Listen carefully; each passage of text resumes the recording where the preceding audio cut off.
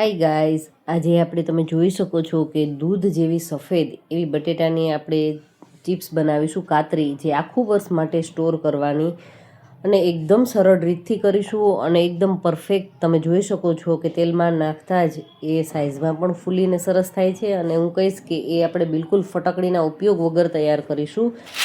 તો તમે એમ સુધી વિડીયોને જોજો. બિલકુલ હું તમને તમારો ટાઈમ વેસ્ટ કર્યા વગર એકદમ ઝટપટ અને ખૂબ જ આસાનીથી શીખવીશ. તો સૌથી પહેલાં મેં 1 કિલો જેટલા બટેટા લીધા છે. બટેટા નોર્મલ જે મળતા હોય એ જ બટેટાના ઉપયોગની સાથે આપણે તૈયાર કરીશું. કોઈ સ્પેશિયલ બટેટાની પણ જરૂરિયાત નથી. માત્ર આપણે એમને નાની નાની બાબતો જ ધ્યાનમાં રાખવાની છે કે જેથી કરીને વેફર છે એકદમ પરફેક્ટ થાય. તો સૌથી પહેલાં આપણે એમને એકદમ છાલ છે એ સારી રીતે ઉતારવાની છે. તમે જોઈ શકો છો કે બિલકુલ છાલનો ભાગ ન રહે એ રીતે આપણે એમની છાલ છે ઉતારી લેશું. અને હવે એક વાસણને પહેલેથી જ આપણે પાણીથી ભરી અને રાખવાનું છે અને ત્યારબાદ જ કાતરી કરવાની ચાલુ કરીશું. તો આ રીતનું સ્લાઇસર હોય તો એમની મદદથી આપણું કામ છે એકદમ ઝટપટ થઈ જશે. અને જુઓ, જેવડી સાઇઝની કરવી ને એ પ્રમાણે આપણે બટેટું રાખવાનું છે. એકદમ મોટી મોટી સાઇઝની જોતી હોય તમારે ચિપ્સ છે તો બટેટાને આડું રાખી અને કરવાનું, અથવા તો તમે મીડિયમ સાઇઝની જોતી હોય તો મોટી સાઇઝના બટેટામાંથી ઊભો બટેટાની સાથે તૈયાર કરીશું. તો આ રીતની સ્લાઇસ છે એ બધી તૈયાર થશે.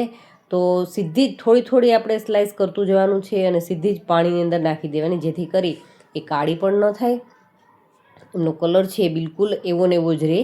તો સીધી જ પાણીની અંદર થોડી થોડી પાડતા જશું અને નાખતા જશું. એ રીતે આપણે બધી જ ચિપ્સ છે એ તૈયાર કરી લીધી છે. અને તમે આ રીતે એમને હાથથી હલાવવાની છે. અને પાણીનો કલર તમે જોઈ શકો છો, પાણી એકદમ ડોહળું થઈ ગયું છે. જ્યારે પહેલાં પાણીની અંદર આપણે ધોતા હોય ને ત્યારે એકદમ હાથથી હલાવવાની, જેથી કરીને શક્ય એટલો સ્ટાર્ચ છે નીકળી જાય. મેં આમને 5 પાણીથી સાફ કરી અને બતાવું છું તો પાણી એકદમ સરસ ક્લીન થઈ ગયું. માટલાનું જેટલું પાણી ચોખ્ખું હોય ને એટલું ચોખ્ખું ન થાય ને ત્યાં સુધી આપણે એમને ધોવાની છે. અને એ થઈ ગયા બાદ 1.5 લીટર જેટલું પાણી છે એમને ગરમ થવા માટે રાખ્યું છે.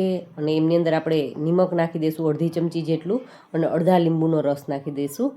લીંબુની અંદર સાઇટ્રિક એસિડ હોય છે, જેથી કરી અને એમાં થોડોક પણ સ્ટાર્ચનો ભાગ હશે ને તો બાફતી વખતે એ દૂર થઈ જશે, જેથી કરી અને ચિપ્સ છે બિલકુલ સફેદ દૂધ જેવી તૈયાર થશે.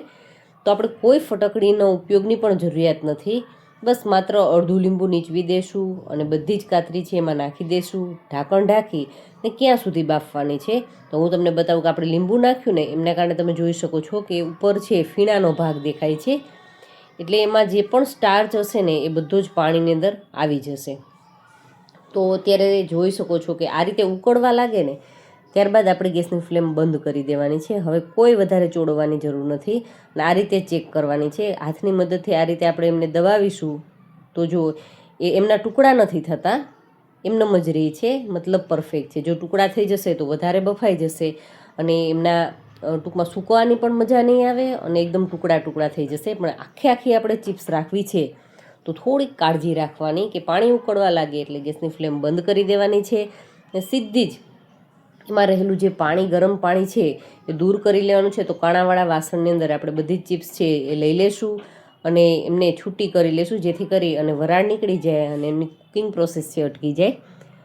હવે આપણે કપડાની અંદર એમને સૂકવશું. તો ખાસ કે કોટનના કપડામાં ન સૂકવતા સિન્થેટિક સિલ્કનું કોઈ પણ કપડું હોય એમાં સૂકવીએ તો શું થાય કે એ સુકાઈ જશે ને એટલે આસાનીથી કપડાને છોડી દેશે. એટલે તમને એમનેથી ટૂંકમાં છૂટી પાડવામાં પણ કોઈ પ્રશ્ન ન આવે.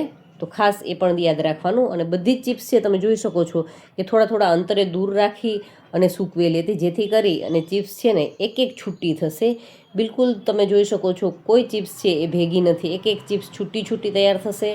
તો થોડી કાળજીપૂર્વક સૂકવીશું એટલે એકદમ પરિણામ બેસ્ટ આવશે. હવે હું તમને તળીને પણ બતાવું કે સીધી જ એક જ દિવસની અંદર, નહીંતર ઘણી વખત આપણે એવું સાંભળતા હોઈએ છીએ કે ચિપ્સ છે લાંબો ટાઈમ પડી રહીએ ત્યારબાદ જ એકદમ સફેદ થતી હોય છે, શરૂઆતમાં એ લાલ થતી હોય છે. બિલકુલ જ નહીં થાય.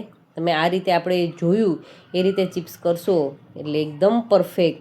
આ સુકાણીને એમનો બીજો જ દિવસ છે હું તમને ફ્રાય કરીને બતાવું છું તો કેટલી આપણી ચિપ્સ છે દૂધ જેટલી સફેદ તૈયાર થાય છે. તો બસ આવી નાની નાની બાબતોને ધ્યાનમાં રાખી અને તમે આ વર્ષે ચિપ્સ છે આ રીતથી ચોક્કસથી ટ્રાય કરજો. અને વિડીયો ગમ્યો હોય ને તો ખાસ તમારા ફ્રેન્ડ્સની જોડે શેર કરજો, જેથી કરી અને એ પણ આ સિઝનની ચિપ્સ છે આ રીતથી બનાવવાની ટ્રાય કરે. આમ તો બિલકુલ આસાન હોય છે, પણ નાની નાની બાબતો આપણે જો ધ્યાનમાં ન રાખીએ ને તો આખા વર્ષ માટેનું કામ છે ને એ સારું ન થાય, તો આપણે પણ ન ગમે. તો એટલા માટે આવી નાની નાની બાબતોને ધ્યાનમાં રાખી આ રીતે ચિપ્સ ટ્રાય કરી અને બસ તમને જ્યારે ઈચ્છા થાય ત્યારે ફ્રાય કરી અને એન્જોય કરો. એવી સરસ મજાની ચિપ્સ છે, બધી જ ફ્રાય થઈ ગઈ છે. તમે જોઈ શકો છો કે એક ચિપ્સ છે સરસ છૂટી અને સાથે સાથે સફેદ દૂધ જેવી તૈયાર થઈ છે. હું તમને એક ચિપ્સ લઈને પણ બતાવું કે આપણી ચિપ્સ છે એ કેવી તૈયાર થઈ છે. એકદમ નજીકથી બતાવું તો ખૂબ જ સરસ એવી આપણી ચિપ્સ બની અને તૈયાર થઈ ગઈ છે. વધારે પડતી પાતળી પણ નહીં અને વધારે પડતી જાડી પણ નહીં, એવી સરસ મજાની ચિપ્સ છે એ તૈયાર થઈ ગઈ છે. તો વિડીયો ગમ્યો હોય તો વિડીયોને લાઇક કરી અને ચેનલને હજુ સુધી સબસ્ક્રાઈબ કરવાની બાકી હોય તો એ પણ કરી લેજો. Thank you for watching this video.